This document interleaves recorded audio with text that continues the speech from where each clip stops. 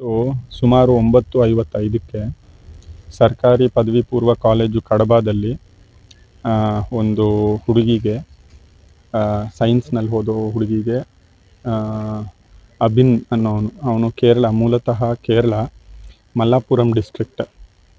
ಇವನು ಆ್ಯಸಿಡ್ ಹಾಕಿದ್ದಾನೆ ಅವಳಿಗೆ.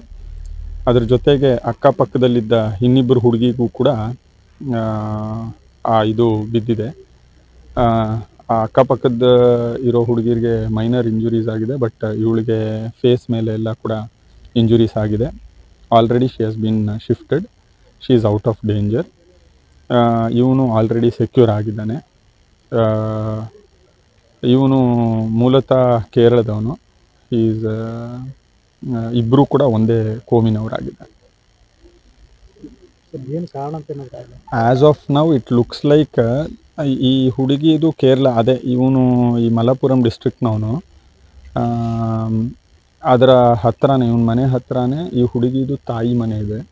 ಸೊ ಹಾಗಾಗಿ ಅಲ್ಲಿ ಹೋದಾಗ ಪರಿಚಯ ಆಗಿದೆ ಅನಿಸುತ್ತೆ. ಸೊ ಇದು ಬೇಸಿಕಲಿ ಲುಕ್ಸ್ ಲೈಕ್ ಮೇಲ್ನೋಟಕ್ಕೆ ಲವ್ ರಿಜೆಕ್ಷನ್ ಕಾರಣಕ್ಕೆ ಮಾಡಿರ್ಬೋದು ಅನ್ನಿಸ್ತಿದೆ. But further enquiry is going on.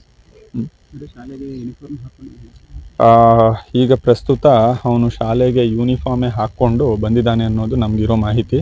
ಆ ಯೂನಿಫಾರ್ಮ್ ಯಾರು ಕೊಟ್ಟರು ಅದೆಲ್ಲ ಕೂಡ ಇನ್ನೂ ವಿಚಾರ ಮಾಡ್ತಾ ಇದ್ದಾರೆ.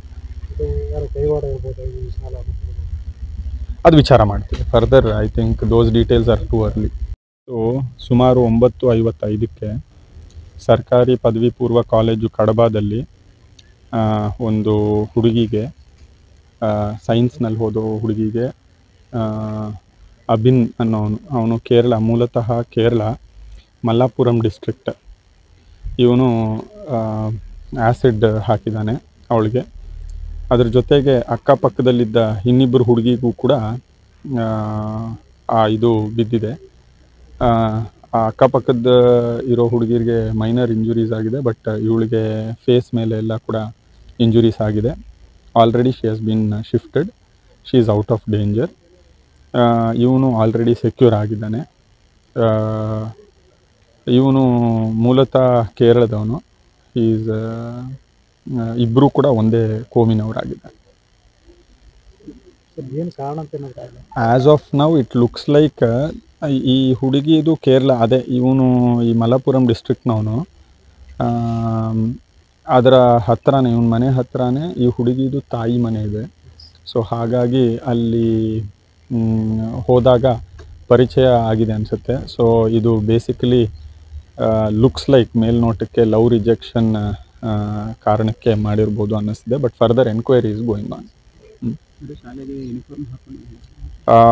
ಈಗ ಪ್ರಸ್ತುತ ಅವನು ಶಾಲೆಗೆ ಯೂನಿಫಾರ್ಮೇ ಹಾಕ್ಕೊಂಡು ಬಂದಿದ್ದಾನೆ ಅನ್ನೋದು ನಮಗಿರೋ ಮಾಹಿತಿ. ಆ ಯೂನಿಫಾರ್ಮ್ ಯಾರು ಕೊಟ್ಟರು ಅದೆಲ್ಲ ಕೂಡ ಇನ್ನೂ ವಿಚಾರ ಮಾಡ್ತಾ ಇದ್ದಾರೆ. ಅದು ವಿಚಾರ ಮಾಡ್ತೀವಿ further. I think those details are too early.